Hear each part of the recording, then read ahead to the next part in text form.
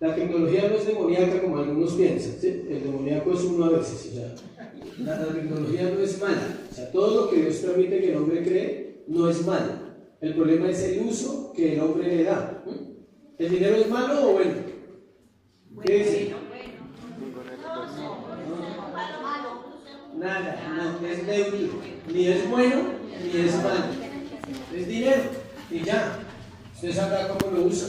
Si lo usa bien, es bendecido. Si lo usa mal, pues recibe consecuencias. ¿El tiempo es bueno o es malo? ¿Sí ven? Son cosas que son sencillas, pero la gente no se pone a pensar, oiga, y el tiempo es valiosísimo. Es lo más valioso que tiene el ser humano, porque el día que deje de respirar hasta ahí llegó. Entonces el tiempo tampoco es que sea bueno y malo. Hay tiempos buenos y hay tiempos buenos. O sea, si uno solo ve la vida por el lado malo, pues no va a aprender. La tecnología no es buena ni mala, depende del uso que se le dé. Estamos dando el uso correcto de extender la palabra al grupo de Suba y probablemente se adhiera a la iglesia del norte, de la 170, una iglesia que el pastor se fue, quedaron sin pastor y hay una persona al frente, pero pues él reconoce que le hace falta un proceso todavía para seguir estudiando y formándose para asumir el pastorado allí. Entonces se puede ayudar a esas personas, otro grupo de un discipulado de 20 personas que quieren aprender y eso es lo que Dios quiere que hagamos en este tiempo. Amén. Vamos a ir a la palabra, al libro de Marcos, capítulo 7, versículo 24 al 30. Marcos 7, 24 al 30. Levantándose de allí, se fue a la región de Tiro y de Sidón, y entrando en una casa, no quiso que nadie lo supiese, pero no pudo esconderse, porque una mujer cuya hija tenía un espíritu inmundo, luego que oyó de él, vino y se postró a sus pies. La mujer era griega y sirofenicia de nación, y le rogaba que echase fuera de su hija al demonio. Pero Jesús le dijo: deja primero que se sacien los hijos, porque no está bien tomar el pan de los hijos y echarlo a los perrillos. Respondiendo ella le dijo: sí, Señor, pero aún los perrillos debajo de la mesa comen de las migajas de los hijos. Entonces le dijo: por esta palabra ve, el demonio ha salido de tu hija. Y cuando llegó ella a su casa, halló que el demonio había salido y a la hija acostada en la cama. Padre, muchas gracias, Señor, por esta mañana. Gracias por ser nuestro Dios bueno, porque tú eres Dios bueno, Señor. Un Dios lleno de misericordia, lleno de amor, lleno de bondad, que tiene un plan perfecto para cada vida, Señor. Y nuestra oración como iglesia es que podamos conocer ese plan a través de la Biblia, Señor. Que la Biblia produzca lo que ella promete, Señor, es fe. Una fe sencilla, una fe genuina, Dios. Una fe que nos da confianza, tranquilidad y paz, pero no la paz que ofrece el mundo, sino la paz de Cristo. Hoy te doy gracias en el nombre de Jesús. Amén y amén. La enseñanza de hoy lleva como título Alimento de la mesa del Maestro. Alimento de la mesa del Maestro. Hay algo que determina la vida de un ser humano y es de qué se alimenta. Y no lo vemos solamente en el área espiritual, sino también en la vida física. ¿Cuántos saben que si se alimenta mal, va a vivir mal físicamente? Si usted no se nutre, el cuerpo necesita nutrientes, necesita cuidado. La Biblia dice que el cuerpo es el templo del Espíritu Santo. Siempre me acuerdo de una experiencia de un hombre llamado Derek Prince, un gran maestro de la Biblia del siglo pasado. Él vivió 96 años, vivió harto. A los 70 años él entró a un restaurante a comer en Inglaterra y él dice que tuvo como una visión, algo así como que Dios le mostró algo y él vio mucha gente que caminaba hacia un abismo y iban caminando y se iban cayendo uno por uno.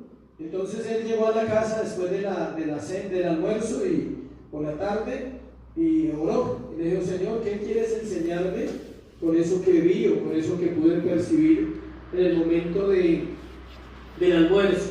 Entonces él le dijo, Dios le dijo al hombre: Dios, si sigues comiendo como estás comiendo, vas a morir pronto.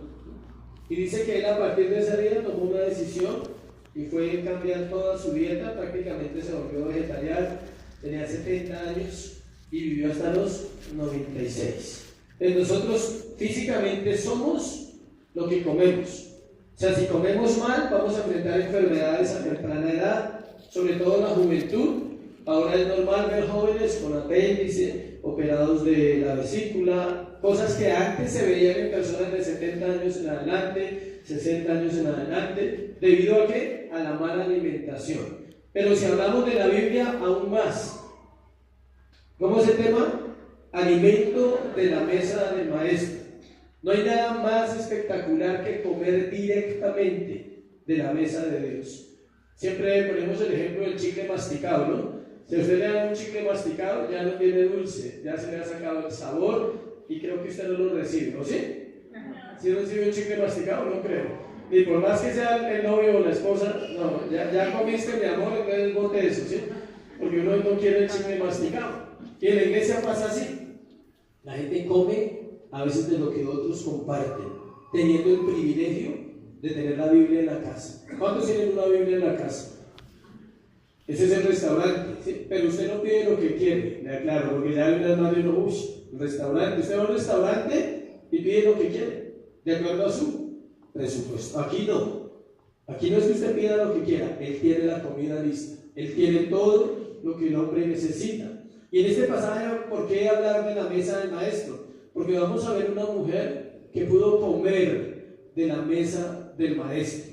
Gracias a la misericordia de Dios, hoy el pueblo gentil, o sea, nosotros, tenemos acceso a la salvación por la obra de Cristo. Inicialmente la salvación era para los judíos. O sea, nosotros como extranjeros no teníamos oportunidad de salvación, pero Dios lo permitió. La audiencia del libro de Marcos, acuérdense que venimos estudiando Marcos, era un pueblo gentil, eran griegos, eran gente de todas las regiones cercanas a Jerusalén. O sea, ya había mucha gente de todo el mundo griego. Recordemos que el imperio griego había conquistado todo el mundo existente de la época y el idioma principal y las costumbres eran de esa cultura. 300 años antes de que Cristo llegara a la tierra, Alejandro el Grande conquistó toda la tierra existente, o sea, el antiguo Oriente, todo lo que conocemos como Asia, todo lo que es parte de África, y allá estaban las tierras santas. Entonces ellos conquistaron todo eso. ¿Qué hizo Alejandro el Grande? Impuso el idioma griego e impuso la cultura griega. Entonces esa cultura era muy dada a lo místico. De allá vienen todos los dioses: Zeus, el dios de la fertilidad; Eros, el dios del amor; todos los Astarot, la diosa Diana, o la misma diosa Astarot, que es la diosa de la fertilidad, y todos los dioses. Y ellos estaban en una mezcla terrible en el momento en que Jesús aparece para traer la verdad y traer el evangelio. Eso no ha cambiado. La gente todavía sigue poniendo la herradura detrás de la puerta, o sea, la gente todavía sigue con esas mañas, ¿sí? Sigue poniendo la sábila para que le vaya bien, ¿sí? La pata de conejo, no sé para qué, si es para rascarse o qué. A la pata de conejo para que le vaya bien. Hay gente que viene a la iglesia y el pastor dice: abra su Biblia en Marcos 7:24, dice el número para el chance, 7:24. En serio, será increíble. Pero nosotros somos descendientes de esas culturas. Toda la raza humana, escuchen, toda la raza humana tiene descendencia de los griegos y de los judíos. Con eso no se vaya a creer judío, ¿no? Pero todos tenemos ese trasfondo cultural pagano, donde se creían dioses falsos, donde se creen cosas que no sirven, donde uno deje no sé qué por allá afuera y le va a funcionar, ¿sí? Y una cantidad de cosas que solo propagan la idolatría y el paganismo. Los judíos veían a los gentiles como marginados y que no eran dignos del reino de Dios.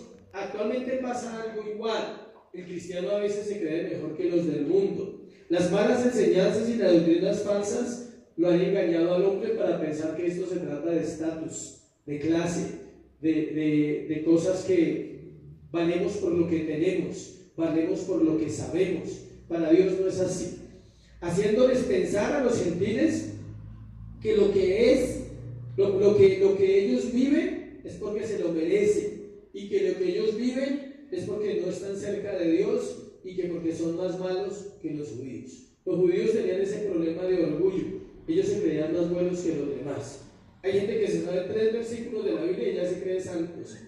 Ya con eso dice: yo ya soy santo. No, es una vida, es toda una vida de santificación. Las verdades a medias siempre han traído problemas, porque sí es cierto, escuche, que el gentil sin Dios está destruido, porque está viviendo muchas cosas debido a lo que ha sembrado. Pero también es cierto que para Dios no hay ningún caso imposible. Cuando tú veas personas que las vemos constantemente, que no tienen su fe en Dios, que quizás nunca han ido a un lugar a escuchar la palabra, puedes pensar que se merece todo lo que vive, porque uno, como ya conoce un poquito de la palabra, dice: pues lo que ha cosechado, eso mismo que recibe. Pero nunca te olvides de esto: Dios es soberano y Dios puede salvarle sin la ayuda de nosotros. Él puede tener misericordia de esa mujer, de ese hombre, de esa persona, aunque a veces a nosotros ya lo dimos por caso perdido. Yo sé que si usted examina bien su pensamiento hoy, usted dirá: yo ya tengo varios casos perdidos, porque todos llegamos a un punto donde decimos: no, eso hablarle de Dios es un problema, eso decirle algo, eso se transforma. Entonces, si todos llegamos a ser honestos, casi siempre hay personas que uno dice: yo creo que esa persona nunca va a cambiar. O de pronto, algún día lo dijeron de usted: esa persona nunca va a cambiar. Por lo menos de mí yo sé que lo dijeron, ¿sí? Ese siempre va a ser igual, el mismo de siempre. También podemos decir que tener todo en esta tierra, escuche, no siempre es señal de bendición. O sea, los dos extremos. Ver una persona mal, con problemas, en necesidad, entonces decimos: de malas, porque están las consecuencias de su pecado. ¿Quién lo manda a vivir así? Pero también tenemos el otro error: pensar que cuando vemos a una persona que ha conquistado cosas, sueños personales, entonces decimos: esa persona es bendecida. No te engañes. La bendición no consiste ni en lo uno ni en lo otro. Hay personas con todo lo que usted y yo anhelamos, tal vez en áreas económicas, en áreas materiales, en otras áreas, pero su vida está perdida si no conocen a Dios. En el Salmo 67, vamos a mirar antes de entrar al tema. En el Salmo 67, del 1 al 7,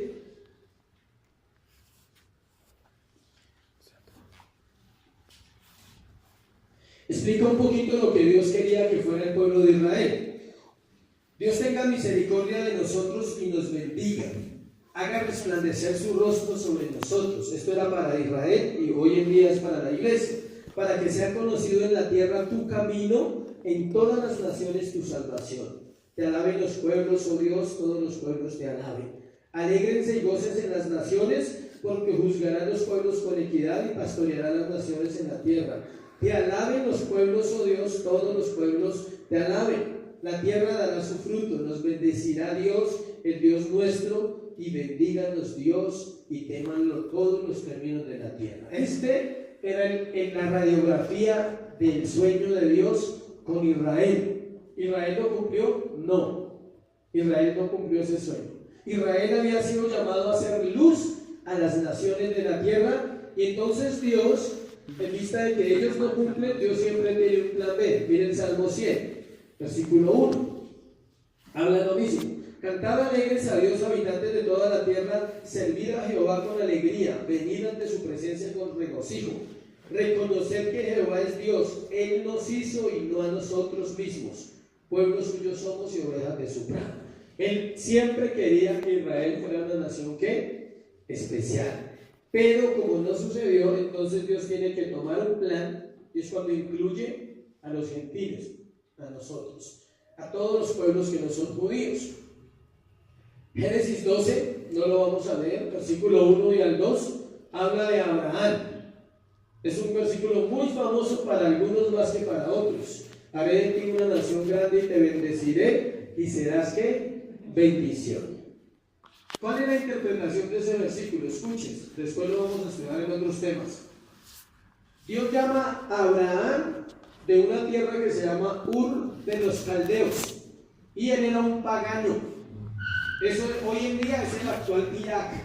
Él era de Irak, si lo ponemos en la actualidad, y él era un pagano. Entonces lo que Dios está mostrando es el prototipo de la iglesia. Dios llama a la iglesia ¿de dónde? Del mundo. Llama a Abraham del mundo, de esa época que era un pagano, crear en el sol, en la luna, en todas esas cosas, en los astros, y él lo llama para ser una nación especial que se llamaría ¿qué? Israel. Ahora Dios llama a gente de todo pueblo, de toda lengua y de toda nación y de todos los barrios en Bosa y en Bogotá, a que sean parte de ¿qué? De una iglesia, a que conozcan a Dios. Apocalipsis 5:9 nos dice que es de todo pueblo, de todo linaje y de toda nación que seremos salvos. Ese pasaje nos deja ver que el Señor mismo en su ministerio, o sea, el pasaje que vamos a estudiar hoy, vamos a entrar ya, esa era la introducción, nos deja ver que en su ministerio Él salvó personas que no eran judías, extendiendo su amor para con toda la humanidad. Miremos el ministerio de salvación hacia el mundo en varios pasos. Antes de mirar el primer paso, hay varios ejemplos de la Biblia que Dios salvó personas que no eran de Israel. Uno se llama Naamán. ¿Se han escuchado la historia del rey Naamán? ¿Quién la ha escuchado?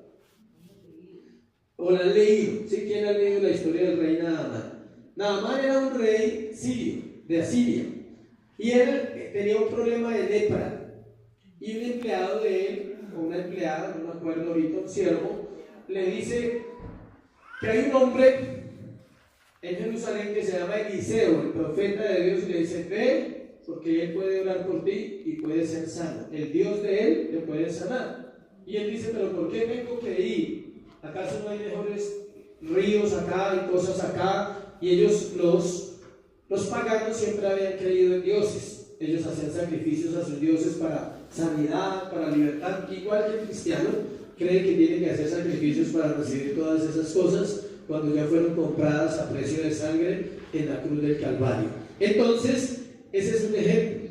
Y Naamán es lo mismo que esta mujer, un gentil, una persona extranjera. Entonces miremos el texto, Marcos 7, versículo 24. El primer punto se llama Jesús en el extranjero.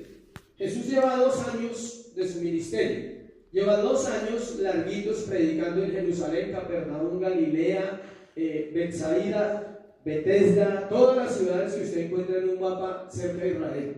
Y de un momento a otro, los estudiosos dicen que de pronto quería descansar, porque el versículo 24 dice: levantándose de allí, ¿de dónde? ¿Quién me dice de dónde se levantó? El sermón de hace 8 días, por favor. ¿Ah? Sí, estaba en Betsaida. Recuerda que compartimos que había ido allá, que estaba allá haciendo una labor ministerial. Entonces, levantándose de allí, se fue a la región de Tiro y de Sidón, y entrando en una casa, no quiso que nadie lo supiese, pero no pudo esconderse. Jesús se va al extranjero a descansar. ¿Cuántos quieren ir al extranjero a descansar? Rico, sí, uno puede ir a otro país, pero no a trabajar, sino un mes a descansar a Europa o a cualquier lugar así donde sea una leve tribulación, ¿sí? ¿Cualquiera no le dan eso? Claro, uno dice chévere tener el dinero, el tiempo, que no tenga que pagar aquí nada, dejar todo pago, todo cuadrado, todo organizado, me voy un mes a Europa a descansar. El Señor no tenía ese sueño, ¿no? Pero él sí quería descansar. Él decía: estoy tan desagotado físicamente, y él se va de allí, y Tiro y Sidón están a 50 kilómetros de donde él estaba, y es una isla. Tiro es un puerto y Sidón es una isla. El puerto de Tiro y la isla de Sidón es una región, y él se va allí a descansar. Pero lo curioso es lo que dice el versículo que nos dice Marcos: y entrando en una casa, no quiso que nadie lo supiese, pero no pudo esconderse. En ese momento su fama era poderosa. O sea, él era como un personaje público. Eso es como cuando llega un artista famoso y él quiere esconderse y viene camuflado y cualquiera lo ve, que un autógrafo, que una foto, que todo eso, algo así. Un milagro. A él no le decían una foto, sino un milagro, Jesús, por favor, un milagro. Sáneme a mi hijo, libéreme a mi marido, algo así. O sea, la gente decía cosas así. Entonces él era muy famoso y dice ahí el verso, no pudo esconderse, no pudo descansar. El primer punto no vamos a estudiar mucho. La persecución se hace más difícil cada día para Jesús y la cruz se acerca más a su corazón. Él está más cerca de la cruz. Pregúntate eso hoy. ¿Tú estás más cerca de la cruz o sigues igual de retirado de la cruz? Tiro era un puerto marítimo. Es la ciudad, escuchen, para que usted sepa y se ubique bíblicamente, la ciudad de Tiro fue la ciudad donde sacaron la madera para construir el templo de Salomón. Un rey llamado Hiram le dio toda la madera a Salomón para que construyera el templo. Es importante ese dato en la Biblia. También se dice que de allí era la viuda de Sarepta, que era cerquita, la que Elías ayudó. Entonces ya había 2 episodios que Dios había permitido en esas regiones. Entonces el Señor no pudo esconderse. Donde quiera que llegaba, se hacía notoria su presencia. ¿Cuántos saben que donde Jesús llega, su presencia se hace real? Es así. Él llega a una casa y la gente se da cuenta si realmente alguien se convirtió o no. Una señal de que Jesús llega a una casa no le va a gustar, pero tengo que decírsela, es que empiezan a haber conflictos. Yo sé que esperaba otra noticia. Yo sé que esperaba que me dijera que cuando Jesús llega a una casa, llega la bendición. ¿No? ¿Llegan qué? Los conflictos. Porque la verdad siempre va a generar ¿qué? Conflictos. Pero la verdad genera conflictos para establecerse en un corazón, para permanecer en un corazón. Ella no genera conflictos para amargarle a usted la vida, la verdad, y la verdad es Cristo. La presencia de Dios es visible donde Él está. Cuando Él habita en una vida, debe notarse que Él está en esa vida. Él no es un invitado anónimo. No hay agente 007 en Cristo. O sea, no hay nadie que pueda tener a Cristo y no se le ve. Otros creen que lo tienen, pero no se les ve, es diferente. Pero el que lo tiene, como dicen, ¿sí? Sabe que vive para Él, su vida es transformada, su vida es cambiada. Segundo punto, dejemos el extranjero y vamos a la historia. Petición ferviente de una mujer, versículo 25 y versículo 26. Porque una mujer cuya hija tenía un espíritu inmundo, luego que oyó de él, vino y se postró a sus pies. La mujer era griega y sirofenicia de nación y le rogaba que echase fuera de su hija al demonio. Quizás ella ya había viajado a Galilea y había visto y escuchado lo que el Señor hacía. Ella sabía que Él tenía el poder para liberar a su hija. Pero vemos una vez más que la actitud cuenta mucho para Jesús. Vamos a estudiar la vida de esta mujer, pero más es su corazón, es su actitud. Ella refleja la actitud de una persona que verdaderamente sabe que tiene una necesidad que no puede resolver, pero confía que Dios puede hacer. Hay una cosa que nos cuesta mucho como seres humanos, y es que nuestro orgullo sea derribado. Es más, a la gente le da pena hasta pedir favores. No, pero yo cómo voy a pedir un favor, no, qué pena. Hemos tenido experiencias en la iglesia de gente que se le da un mercado y se pone bravo. ¿En serio? Sí nos pasó, ¿cierto?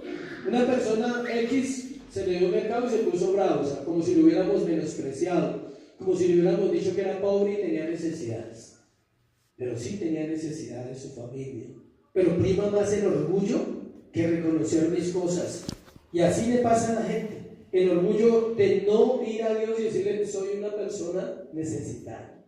Mi hijo se está muriendo en el pecado y no puedo hacer nada, Dios, absolutamente nada por él, excepto postrarme y decirte: Señor, yo te necesito. Obra en mi hijo. Una enfermedad, clame. Tal vez no pase inmediatamente, pero dígale: Dios, ten misericordia de mi cuerpo, o sea, sáname. Una opresión espiritual, diga: libérame. O sea, tú eres el libertador. La Biblia dice que tú liberabas, que tú sanabas, que tú tenías poder y autoridad sobre el mundo espiritual, y yo lo creo. Yo duré años orando por mi libertad plena. Porque cuando uno llega a la iglesia, parece libre, pero no es libre. Escuchamos una frase que decía: el esclavo no está preparado para la libertad.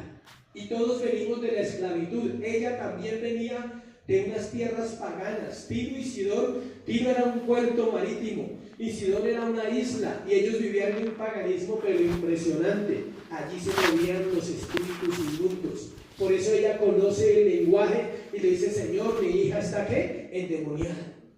Ella conocía el mundo espiritual. Los estudiosos alcanzan a afirmar que quizás, no lo dice la Biblia, ella haya podido llegar a practicar ¿qué? El ocultismo. Y una de las consecuencias de eso era la demonización de su hija.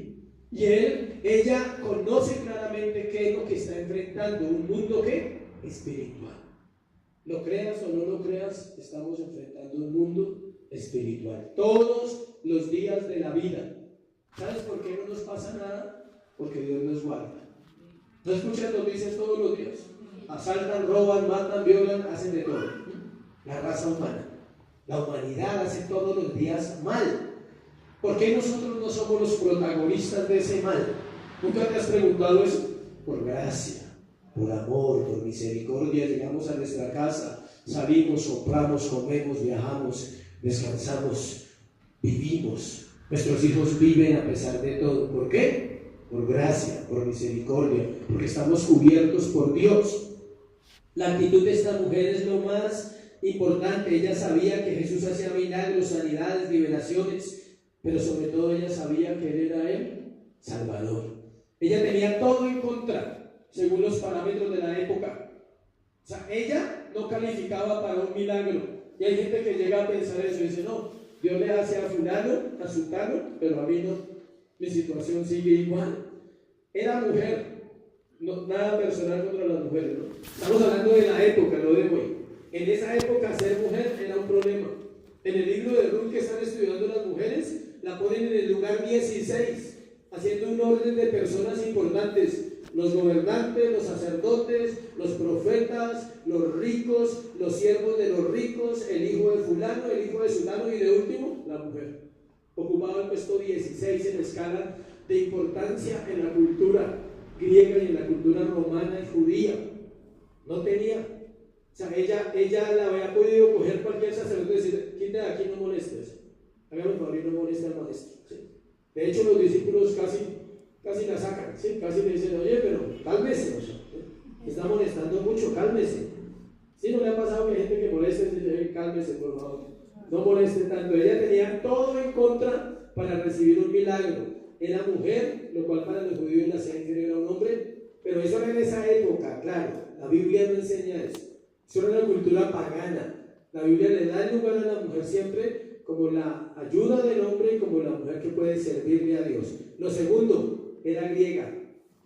O sea, fuera del pueblo de Dios, tenía otro argumento. Era de Sirofenicia. Era una región que había sido anexa a Siria. Fenicia había sido anexa a Siria, pero eso se llamaba Sirofenicia, para los que les gusta aprender. Y eran descendientes de los cananeos, antiguos enemigos de Israel. Se ve todo en contra: mujer griega y venía de un pueblo que era enemigo de Israel. O sea, no tenía opción. Tercero, venía de una región pagana que era adoradora de ídolos. Eran centros principales de adoración de la diosa Astarot, la diosa de la fertilidad. O sea, allá había una estatua gigante de una diosa que todo el mundo le rendía culto. Y Jesús, según los estudiosos, parece que solo fue hasta allá por ello, porque la Biblia no registra más cosas que él haya hecho allá.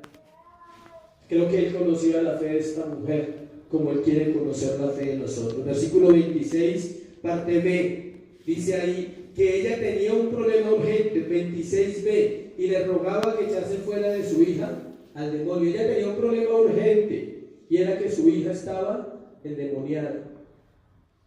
Lo más probable es que ella hubiera ofrecido sacrificios a esa diosa muchos años y mucho tiempo en su cultura, y esto le había traído consecuencias, como siempre sucede con la idolatría y el ocultismo. Cuando supo que sus ídolos no podían hacer nada y eran impotentes, acudió al único Dios verdadero, a Jesucristo, que tiene el poder sobre todo lo creado, y aún los demonios se sujetan a él. Ya lo estudiamos, ¿cierto? En Marcos capítulo 5, la historia del endemoniado gadareno y varios pasajes que hemos estudiado en la iglesia, donde dice que los demonios le decían: no nos atormentes, Jesús, sabemos que eres el Hijo de Dios. Ella había escuchado esas historias, ella sabía que el endemoniado gadareno había sido un hombre poseído totalmente y ella sabía eso, por eso ella tenía la fe que él podía liberarla. Vamos a leer el Salmo 115 para entender un poquito lo de la idolatría. Es importante tocar ese tema ahí, porque toda adoración a dioses falsos se constituye ¿en qué? En idolatría. A veces la gente no ha leído este salmo. Yo me pregunto si alguien lo lee y no puede tomar una decisión inmediata. Toda persona que lea este salmo y adore dioses, Dios le va a hablar y va a decir: yo tomo una decisión. Escuche, Salmo 115: no a nosotros, oh Señor, no a nosotros, sino a tu nombre da gloria. Por tu misericordia y por tu verdad, ¿por quién han de decir las gentes dónde está ahora su Dios? Nuestro Dios está en los cielos. Escuche, todo lo que quiso ha hecho. Los ídolos de ellos son ¿qué? Plata y oro, obra de manos de hombres. Y aquí viene toda la descripción de los dioses falsos.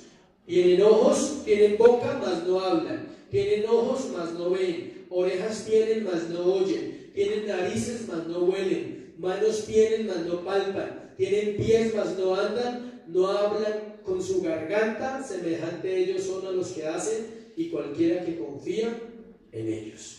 ¿Sí ven? Eso es un ídolo. No habla, no tiene poder. Y dice que todos los que adoran a los ídolos son semejantes a ellos. No pueden hablar cosas verdaderas, no pueden oír cosas verdaderas. Una de las cosas que más impide la verdad en un corazón es la idolatría. Toda persona que viene del mundo de la idolatría le va a costar entender las escrituras. O del mundo del ocultismo. ¿Necesita qué? Libertad total. ¿Por qué creen que yo oré tanto por libertad? Porque yo venía de una vida de ¿qué? De ocultismo. Y también de idolatría. ¿Cuál era mi Dios? La droga. Ese era mi Dios. Esa era mi adoración. ¿Y por qué ocultismo? Porque todo lo que tenga que ver con drogas, con alcohol, con impureza sexual, cuando hay adicción, se llama ocultismo. Porque produce un encantamiento, un mundo de hechicería, donde la gente queda atrapada y le agrada y le gusta, pero nunca se da cuenta que está destruyendo su vida. Yo lo entendí varios años después, por ahí unos 5 años después de llegar a las cosas de Dios, me di cuenta que era un hombre. Yo decía: pero yo nunca fui de un brujo, jamás me gustó eso, nunca me leyeron las cartas, nunca tuve abuelos, ni fetiches, nada, ni amuletos, nada. Bueno, sí cargaba por ahí un hueso de un difunto.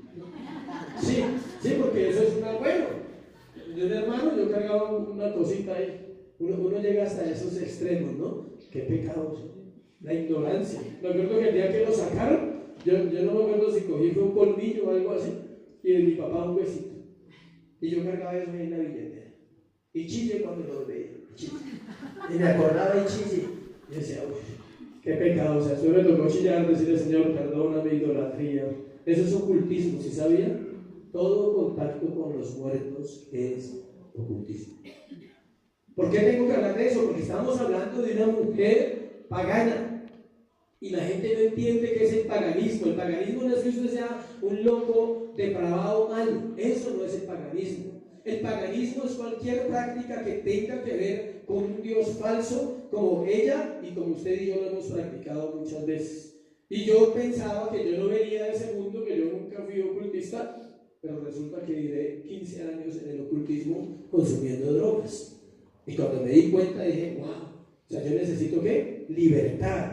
Y fue en mis oraciones principales muchos años diciendo: Dios, trae libertad a mi mente, a mi corazón. Quitan todas las secuelas que deja el consumo, toda la pérdida de la memoria, toda la pérdida de la razón, toda la pérdida de la conciencia, porque eso deja las sustancias, llámese alcohol, llámese droga, eso deja pérdidas en el cerebro irreparables. Y solo por misericordia Dios pudo restaurar mi mente y mi corazón para poder servirme.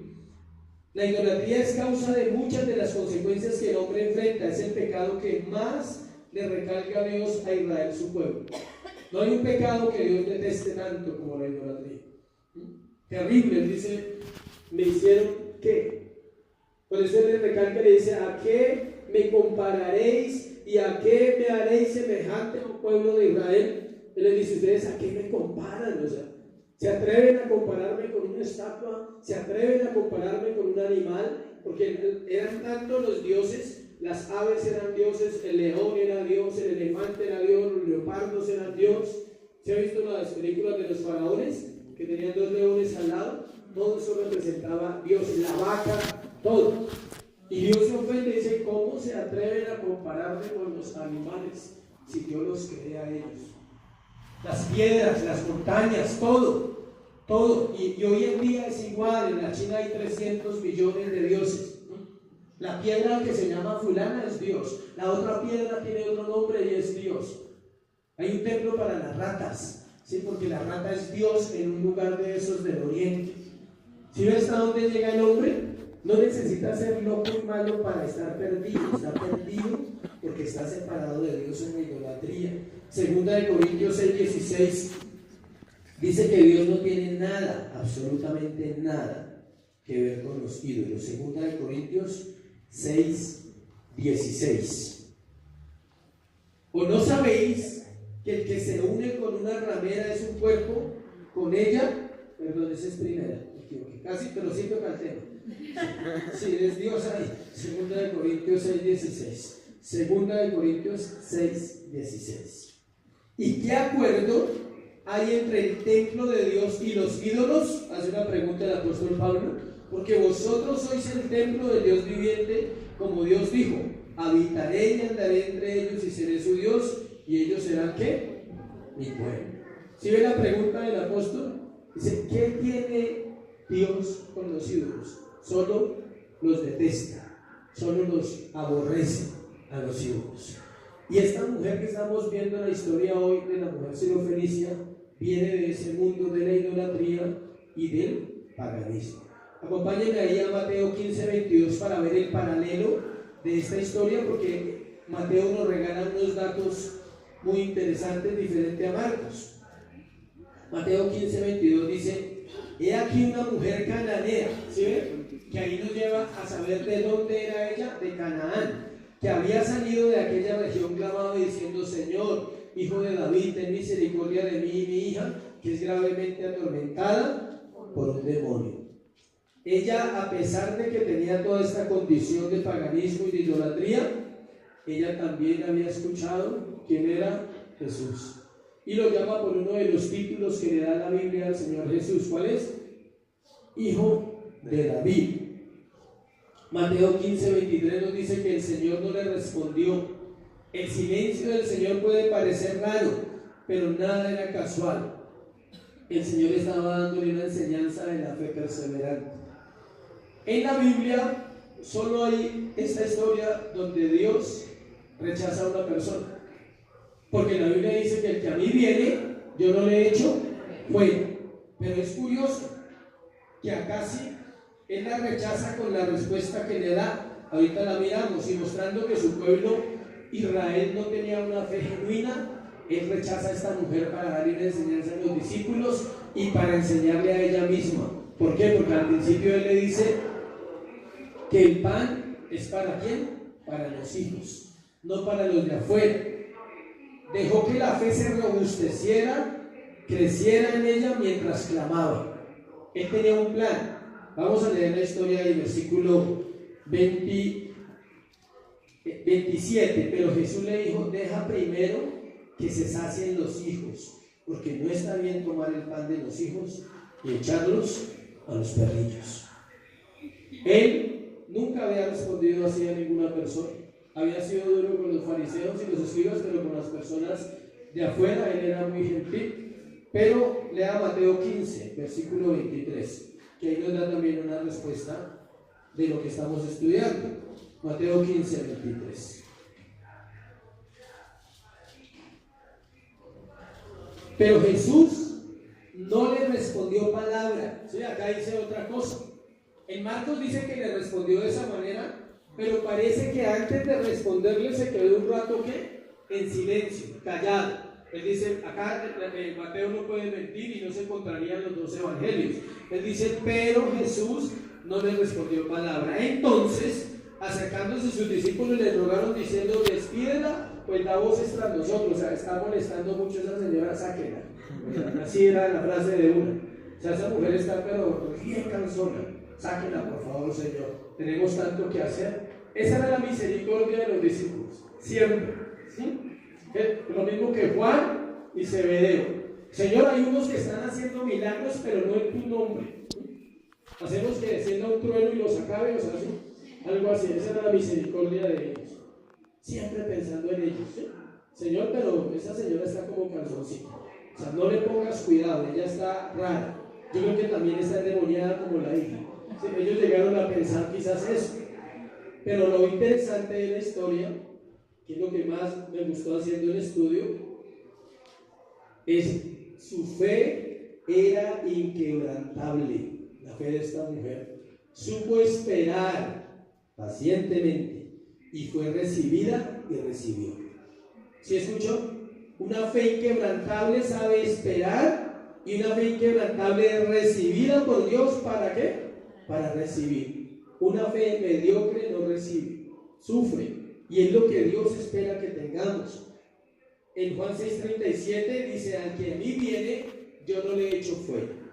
Uno dice, uy, el Señor la va a sacar. Tercero, una respuesta inesperada, versículo 27. Ahí vamos a estudiar la respuesta que ya la leímos. Deja primero que se sacien los hijos, porque no está bien tomar el pan de los hijos y echarlo a los perrillos. Pongámonos en lugar de esta mujer. Es un momento difícil, acude a Dios, encuentra una respuesta inesperada, y las respuestas inesperadas siguen siendo una respuesta, y más cuando vienen de parte de Dios. Dios no te va a responder como tú quieres. Las respuestas de Dios son ¿qué? Inesperadas. Uno le dice, Señor, haga esto, y Él lo hace de otra manera y uno no lo ve. Y usted sigue orando y dice, pero ya lo hice, pero no lo he visto, pero ya lo hice. ¿Sí me estoy explicando cómo trabaja Dios en el corazón de nosotros? Nosotros tenemos una mente lógica, humana, chiquita, finita, aquí terrenal, y no vemos cómo Dios puede obrar en una vida. Queremos una respuesta a nuestra manera, pero las respuestas de Dios son inesperadas, pero ¿son qué? Respuestas. Primero se sacian los hijos, luego los perrillos. Habían dos términos para la palabra perrillos. ¿Cuántos saben que los perrillos no comen lo mismo que come la familia? Bueno, a no ser que usted coma con su perro en el comedor, pero no creo que sea así, ni con su gato ni con su mascota. Siempre los animales mascoticas comen diferente. Entonces estaba representando, escuche, esta escena representa a los hijos de Dios y los que no son hijos de Dios, el pueblo de Israel y los gentiles. Habían dos palabras para los perrillos, les voy a contar. Una significaba perros salvajes que comían basura en la época de Israel. O sea, perros callejeros, mejor dicho, que eran salvajes y comían las basuras del pueblo.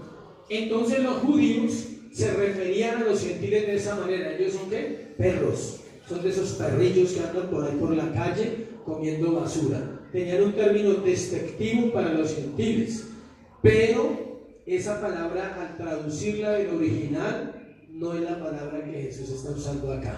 O sea, Jesús en ningún momento está siendo grosero con ella, diciéndole, usted es un perrillo que traga basura, que no merece nada, que está por ahí, por eso le pasa lo que le pasa. No. La otra palabra es perrillo, se refiere hay dos referencias para comprobar si nos quiere anotar. Cuando habla de los perrillos que comen basura y que son dañinos y eran agresivos. Y está en Mateo 7:6, que es un versículo muy famoso: no echéis las perlas a los puercos, y dice a los perros tampoco, a los cerdos y a los perros. Se refería a esos animales. Y Lucas 16:21, cuando habla del rico y Lázaro, los perros lamían las heridas del rico. Eran esos perros del mendigo, eran esos perros callejeros, iban y comían con el mendigo de la basura que él comía. Esas son las referencias para hablar del primer término perrillo. El segundo término perrillo viene del griego kunarium, con K, kunarium, y se refería a diminutas mascotas caseras que las familias cuidaban. Entonces, el corazón de Jesús es tan especial, tan bonito, que él logra ver en esta mujer pagana, idólatra y llena de necesidad, eso, un corazón tierno. Y le dice, es como si le dijera a una niña, los perrillos se sacian, o sea, tú eres como ese perrillo de la casa que tiene necesidad que otro le dé. Esa es la verdad de ese texto, era una palabra tierna para mostrar que ella tenía una necesidad muy grande y que esta mujer tenía mucha desprotección, había sido desprotegida de las personas que la amaban. Lo más probable es que ella estuviera batallando sola con esa niña, y eso hoy en día lo vemos mucho en las mujeres. Estamos viviendo una crisis muy terrible de los hogares. Vivimos en familias disfuncionales. ¿Quién sabe qué es una familia disfuncional? No les recuerdo. Una familia normal que no entra en la familia disfuncional, aunque no es normal, ¿no? Porque hay unas terribles aunque están completos. Padre, madre e hijos. Del mismo papá, estoy hablando, esposo, esposa, con hijos del mismo hogar. Toda otra muestra de familia, según los estudios, es una familia ¿qué? Disfuncional. O sea, papá con hijo solo, disfuncional. Mamá con hija sola, disfuncional. Los míos, los tuyos y los nuestros, disfuncional. ¿Sí? Que llegó con uno y tuvo tres con el otro, disfuncional. No es un juicio, no tome a mal, es una radiografía, es así. Dios estableció papá, mamá, hijos. Por misericordia, escuche, Dios restaura familias apartes, como el caso de nosotros. Acá el caso de nosotros es los tuyos, los míos, no hay nuestros. Acá la iglesia, eso es nuestro hijo. El ministerio es nuestro mayor hijo. ¿Sí? Eso. Y otros dicen, no, yo sí tengo tuyos, míos, nuestros. ¿Sí? Y aparte no falta el que está ahí colado. ¿Sí? ¿Sí? No falta que llegue alguno que no es ni tuyo ni mío, pero criémoslo. ¿Sí? No falta el sobrino, el primo que llega ahí. Hay familias que crían el hijo de la hermana. Todo, hay otros familiares disfuncionales, los que se crían con las abuelitas. Y es más disfuncional que pierde la figura. Pero tristemente es lo que vemos hoy en día. Esta mujer no nombra al marido, no nombra familia, pero lo más probable es que ella estuviera ¿qué? Sola. Cuarto punto. Y es donde vamos a centrarnos más en la respuesta de un corazón necesitado. Versículo 28 al 30. Respondió ella y le dijo: Señor, pero aún los perrillos debajo de la mesa comen de las migajas de los hijos. La respuesta de esta mujer era exactamente, escuchen, lo que Jesús esperaba. Ella sabía. Simplemente dice: dime la respuesta exacta para yo poder dar la enseñanza exacta. Él anhelaba que ella respondiera porque él le conocía el corazón. Él dice: yo sé que hay dentro de ese corazón pura necesidad, pura fe. Era una fe muy pura la que ella tenía. Él esperaba esa respuesta para darle la lección a sus discípulos, que habían dicho que la sacaran. ¿Sí? ¿Recuerdan que dijeron anteriormente? Saquémosla. Además vemos un corazón agradecido en medio de las circunstancias. Para notar el agradecimiento es necesario saber que ella había sido prácticamente rechazada por Jesús unos instantes antes, y cualquiera perdería la esperanza. Una cosa es que te rechace a ti cualquier persona en la tierra. Otras cosas es que Dios le diga: no tengo tiempo, estoy ocupado. Debe ser muy triste que le diga: ahorita no, más adelante hablamos, deje ahí. Pero Dios a veces tiene que tomar esas posturas con el corazón del creyente, cuando el creyente se excede en su propia confianza, cuando el creyente empieza a confiar. No te apoyes en tu propia prudencia, reconócelo en todos tus caminos para que te vaya bien.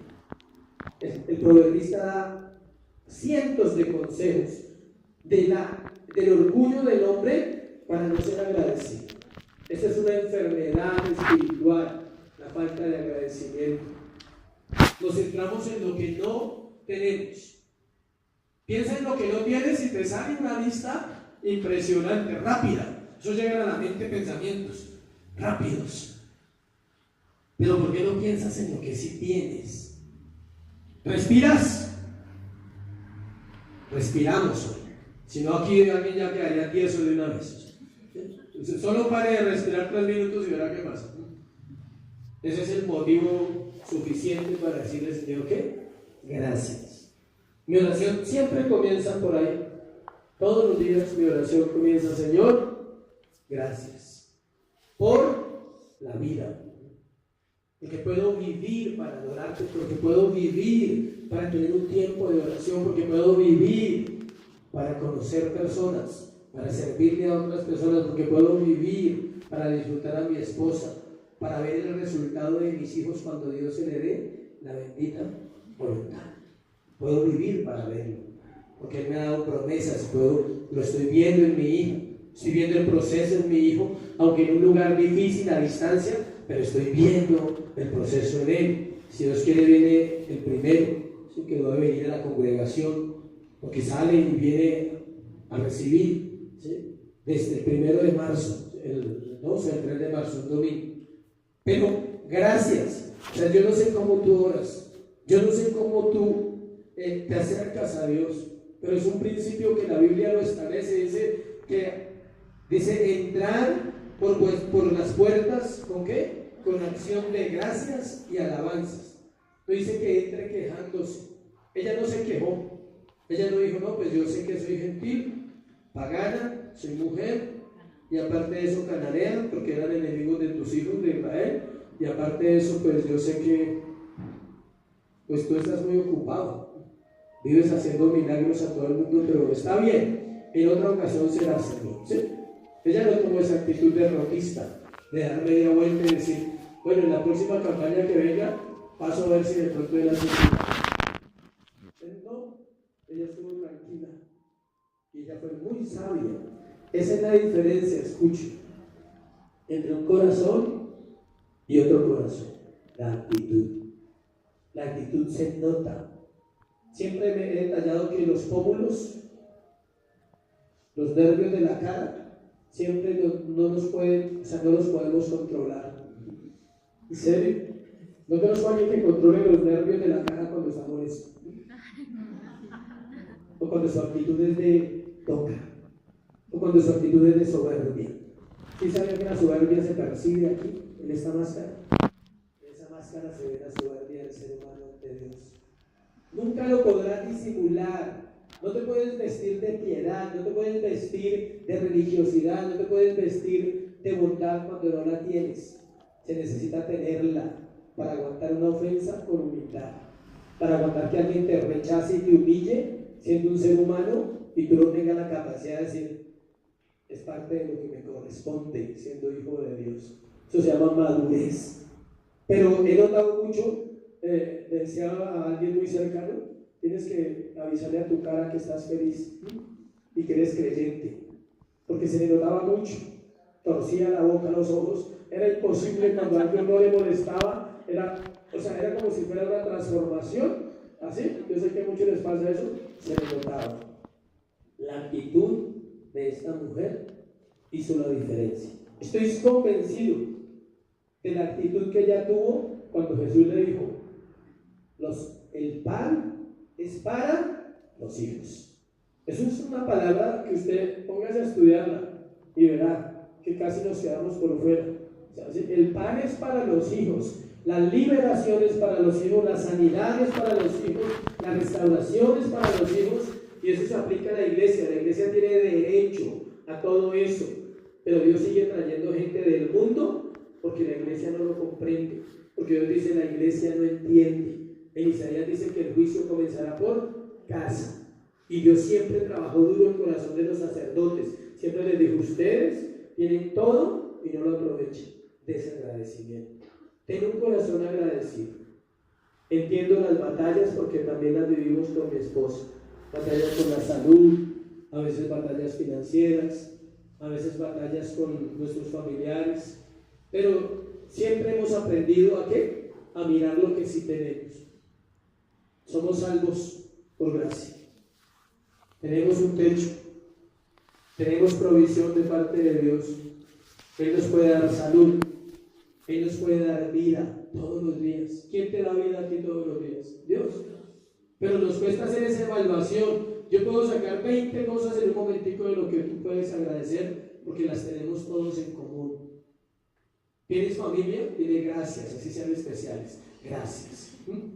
¿Serio? No mires lo especial que son, no mires lo malo que son, dile gracias. Son mi familia, otros no tienen. ¿Tienes padres? Dile gracias, están vivos. ¿Tiene uno de los dos? Dígale gracias. No piensen en el que no tiene, porque si uno es así, uno dice, uy, mi papá se murió. Terrible, o sea, se murió. No entiende que mi papá se murió, o sea, quiere que la gente entienda que alguien se murió. Pero usted llega y dice, pero tu mamá está viva, sí, entonces disfrute, aproveche. O sea, uno se queda en lo que no tenga y ella no se quedó ahí. La diferencia era la actitud, el agradecimiento, por difícil que sea la situación, Dios siempre está bendiciendo. Y aún las migajas de Dios son un regalo gigante para aquel que lo comprende. Lo poquito, el mínimo, amén. ¿Ganas más? Gloria a Dios. O sea, ¿vives mejor que otros acá? Amén. O sea, disfrútalo. ¿Sí?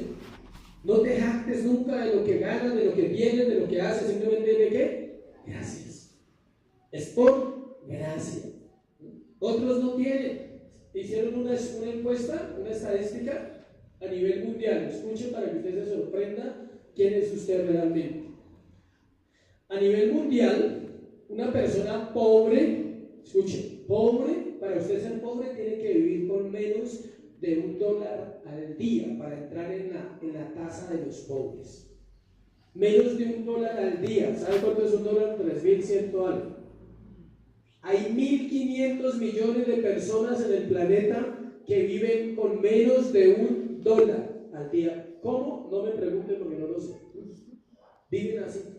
Eso se llama pobreza. Pregúntate con cuántos dólares diarios vives. ¿Sabe con cuánto vive aquí la población colombiana? En promedio, la clase baja de Colombia, digamos. Hay clase baja, media y alta. El estrato 1, digamos. Ya el estrato 2 aquí es espectacular. Y uno no valora eso. El estrato 1 de Colombia vive con casi $10 al día. El estrato 1. Entre 7 a $10. 21.000 pesos a 30.000 pesos. Que es lo que ganan en un salario 27.000, 28.000 pesos de vida.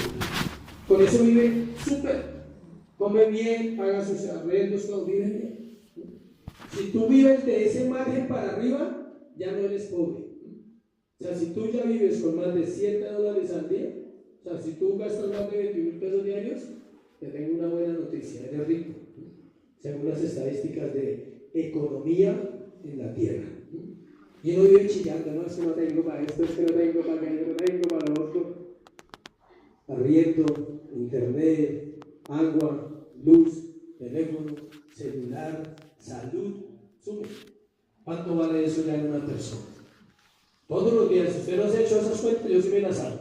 Yo hago cuentas a veces porque me encanta la matemática, de cuánto gasto diario con mi esposa en todo. Agua, luz, internet, teléfono, salud, todo. Digo, bueno, bien. Y uno vive bien. Encontramos allí el diálogo del Señor con esta mujer. Y hay dos personas en la Biblia nomás que logran maravillar a Jesús por su fe. ¿Saben cuál es el otro? El centurión. Espectacular. Mateo 8 del 5 al 13. Vamos a leerlo para que nos dé fe. La palabra nos produce ¿qué? Fe. Mateo 8 del 5 al 13. Es muy similar la historia. Miren lo que dice ahí. Entrando Jesús en Capernaum, vino a él un centurión rogándole y diciendo: Señor, mi criado está postrado en casa, paralítico, gravemente atormentado. Y Jesús le dijo: yo iré y le sanaré. Respondiendo el centurión y dijo: Señor, no soy digno de que entres bajo mi techo, solamente di la palabra y mi criado sanará. Es la misma escena de Marcos con un elemento diferente, que es un centurión romano, un militar. Esa es la fe verdadera. Él dice: no, Señor, o sea, con que tú des la orden es suficiente. Y también era ¿qué? Gentil. Era alguien fuera del pueblo de Dios. Estas dos personas, el centurión romano y la mujer sirofenicia, lograron impactar el corazón de Jesús. Tanto que él dice, no ha hallado ni en Israel tanta fe, dice, como la de este hombre, porque él sí tenía una fe verdadera. Versículo 29 de Marcos capítulo 7, para terminar. 7:29.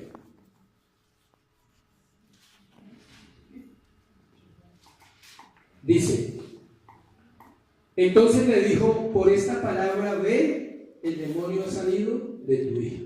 El Señor le dice que por las palabras que ella acaba de decir, su hija recibe ¿qué? Libertad. Tiene que leer bien el texto. No fueron las palabras de Jesús, fueron las palabras de ella, cargadas de ¿qué? De fe. Él le dijo, mire, su fe es tan real que yo no necesito dar una orden. Su fe conmovió mi corazón, conquistó mi corazón. ¿Sabes qué conquista el corazón de Dios? Dos cosas, para que las tengas en cuenta toda la vida y trabajes toda la vida en eso: la fe y la obediencia, no más.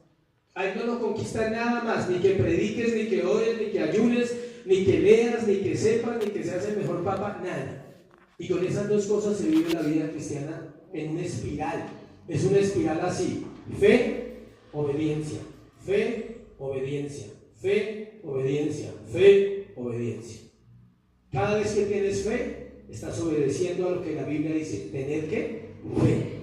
Y cada vez que obedeces, creces en la fe, porque estás diciendo con la obediencia, yo creo en lo que leo, yo creo en lo que me predica la Biblia, y yo creo en lo que tus palabras dicen. Se llama obediencia. Son unidas. La fe sin obediencia no existe, y la obediencia sin fe tampoco. Es una espiral. Imagínate la espiral siempre así: fe, obediencia, y te va llevando hasta que vas madurando como un verdadero creyente. El enfoque no son las palabras de ellas, las palabras de Jesús, sino en donde ella depositó su fe, en Cristo. También vemos que el Señor no necesitó ir, Él no necesitó ir hasta la casa, ¿sí ve? Él dice, vaya que ya su hija está sana. Su omnipotencia queda evidenciada allí. Él es todo poder, solo basta su orden y las cosas sucederán. Él está buscando corazones que perseveren en la fe. Por eso el título del tema se llama Alimento de la mesa del Maestro. ¿Cuál alimento nos ofrece hoy el Señor? Su palabra. Acá vienes a un sermón de 1 hora, pero tú en la casa tienes la Biblia. ¿Quieres comer todos los días? Puedes comer caviar rico, caviar espiritual, buenos platos espirituales, buenos textos. No lea un versículo para que le vaya bien, no cometa ese terrible error, ¿sí? Además que ya se lo sabe de memoria, entonces va y lo busca y lo lee. Sí. Bibliomancia, sí, Señor, háblame. Y pone el dedo aquí y ábrase. Dice, háblame, Señor. Dios no te va a hablar nunca así, jamás. Te vas a engañar en tu corazón. ¿Sabes cómo habla Dios? Con personas que se dedican, se sientan, oran y le dicen, háblame, yo quiero entender tus escrituras, yo quiero entender tu palabra, porque la Biblia dice que en ella está ¿qué? La vida. La palabra es nuestro alimento porque de ella viene la fe. Romanos 10:17. La fe viene por el oír y el oír de la palabra de Dios. La palabra fortalece el corazón en tiempos de angustia. Escuche, la palabra trae consejos sabios cuando nadie te está ayudando. La palabra trae corrección a tiempo. Para que el hombre no te corrija, déjate corregir por la palabra. Es mejor decirle, Señor, corrígeme a tiempo. No quiero que el hombre me corrija. Cuando el hombre tiene que intervenir es porque tú no obedeciste las escrituras. Corrección a tiempo. Edifica el corazón, sana y libera. El Salmo 107:20 dice, envió su palabra y los sanó y los libró de su ruina. La palabra prospera, no los pactos. ¿La palabra qué? Prospera. Su palabra es vida porque es la palabra de Dios. Versículo 30 dice, cuando llegó ella a su casa, halló que el demonio había salido y a la hija acostada en la cama. Me acordé de una mala lectura de la Biblia, cuando alguien dice, y cuando llegó a su casa, halló que el demonio había salido. Hasta ahí. pero luego volvió. O sea, el demonio salió, pero luego volvió. Hay que terminar el versículo. Y a la hija acostada en la cama. Si es lo importante de no quitarle una parte a la Biblia, imagínense donde no estuviera la última parte después de la última coma. Dice, y cuando llegó ella a su casa, halló que el demonio había salido. ¿En quién pensó? No, mentiras. Alguien está en la casa, usted dice, cuando llegué ya había salido. No es esa persona, no es el demonio, sino que es un ejemplo de la escritura, cómo no se puede torcer. ¿Sí ve?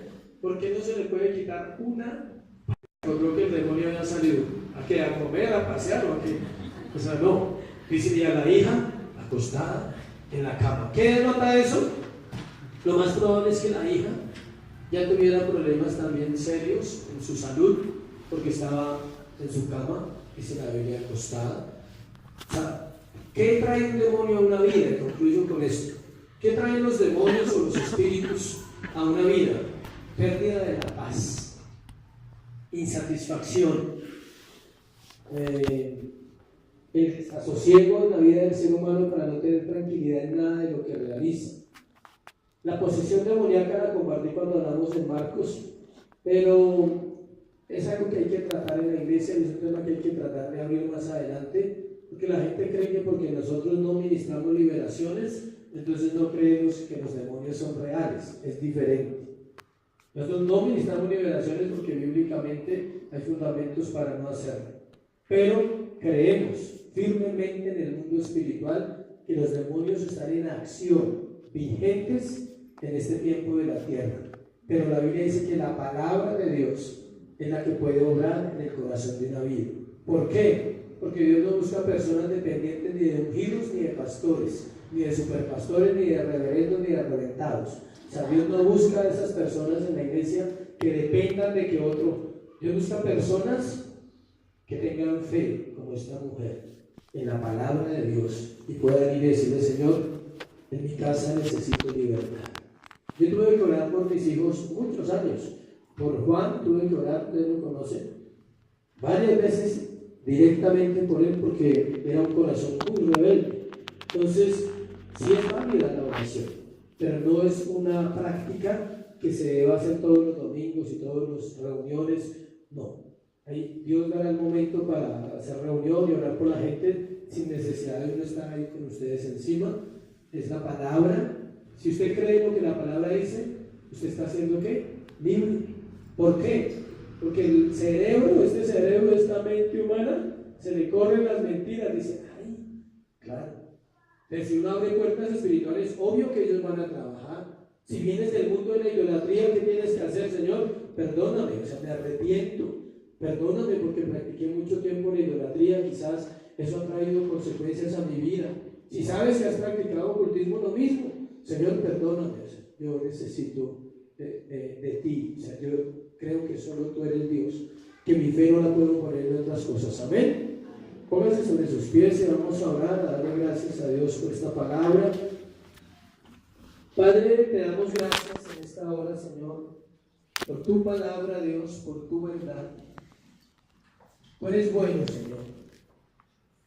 La palabra dice, Señor, que donde está el Espíritu de Dios, allí hay libertad, Señor. Que tú nos llamaste a libertad. Que así como esta mujer con su gran necesidad de tener una hija endemoniada, pudo ir a Jesús y decirle, Señor, Hijo de David, ten misericordia de mí. Hoy tú puedas hacer una oración sencilla, con una fe sencilla, que no exagera, que no especula acerca de quién es Dios, sino que tú en tu corazón sabes que Él es real y que Él puede obrar en ti, en tu familia, en tu casa, en tu condición. Señor, oramos como iglesia, pidiéndote, Dios, que tu presencia, Señor, sea sobre nuestra vida en todo lo que hacemos. Que tu palabra sea abierta, revelada a los corazones para tener una fe genuina como la de esta mujer. Ella dijo, aún los perrillos comen de debajo de la mesa y se sacian. Ella quería decir, Señor, con lo poco que tú me puedas ofrecer es mucho para mí.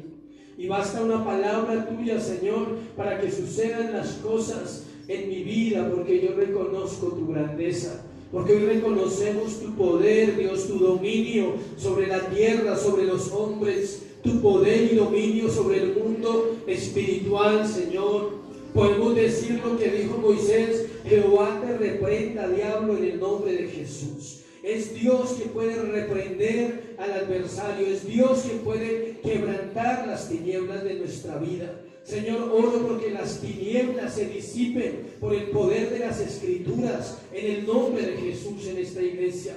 Oro porque vida de Dios venga sobre los corazones, porque el nuevo nacimiento sea genuino en aquellos que comienzan, y aquellos que ya nacieron de nuevo sean fortalecidos cada semana en la palabra de Dios. Oro porque las tinieblas sean quitadas, Señor, y el engaño se ha quitado del corazón del creyente y su fe se ha puesta realmente en Jesucristo, el autor y consumador de la fe, como una roca viva, dice la palabra, como una roca viviente eres tú. Que tú puedas tener esa convicción como creyente de decir: puedo pararme en la roca y la roca es Cristo, y Él no dará mis pies al resbaladero, no se dormirá el que nos guarda, Él dirigirá nuestros pasos, Él nos llevará por un camino de seguridad. Dice la palabra: te enseñaré y te haré entender mis caminos, porque sobre ti fijaré mis ojos. Pero luego dice: no seas como el mulo sin entendimiento, que tiene que ser sujetado con un cabestro porque no obedece. Señor, oro porque la iglesia tenga un corazón obediente, un corazón que acepta la voluntad de Dios aunque nos cuesta, un corazón que aprende a mirar a Jesús en la medida que tú eres el Señor de nuestra vida, el Señor de la tierra, de la iglesia. Por ti fueron creados los cielos y la tierra. Nada hay oculto, dijo Daniel, nada hay oculto que no haya de ser manifiesto. Dice: porque contigo mora la luz y tú sacas a la luz lo oculto de nuestros corazones, para que no nos engañemos y podamos crecer y podamos avanzar, Señor. Hoy te doy gracias por lo que estás haciendo en este ministerio. Te pido, sigue trayendo la revelación, sigue trayendo la enseñanza, sigue añadiendo a aquellos que son salvos cada semana, Dios, y fortaléceles en sus hogares. Levanta tus brazos al cielo y pon tu necesidad. Vamos a orar por esa necesidad que tal vez te aqueja, por esos hijos que quizás no quieren volver el corazón a Dios. Vamos a orar. Son diferentes situaciones. Si hay 30, 50 personas, 60, son 60 situaciones diferentes. Pero no nos olvidamos a quién servimos y en quién creemos. En un Dios grande, en un Dios poderoso, que ve todo lo que el hombre es y que tiene poder para obrar, para restaurar vidas. Señor, oramos por la necesidad de esta iglesia. Oro por la necesidad de cada uno de mis hermanos, Dios. Las ponemos delante de ti esta mañana pidiéndote, Dios, obra conforme a sus corazones, conforme a su fe, Dios, edifica sus vidas. Trae vida al que está muerto espiritualmente, trae sanidad al que está herido en el nombre de Jesús, trae libertad de la cautividad de nuestros hijos, que ellos puedan volver sus ojos a ti. Trae vida sobre los muertos que nos rodean en el nombre de Jesús. Hoy te doy gracias, Señor, por lo que estás haciendo y por lo que harás. En el nombre de Jesús. Amén. Y amén. Dale ese aplauso a Jesucristo.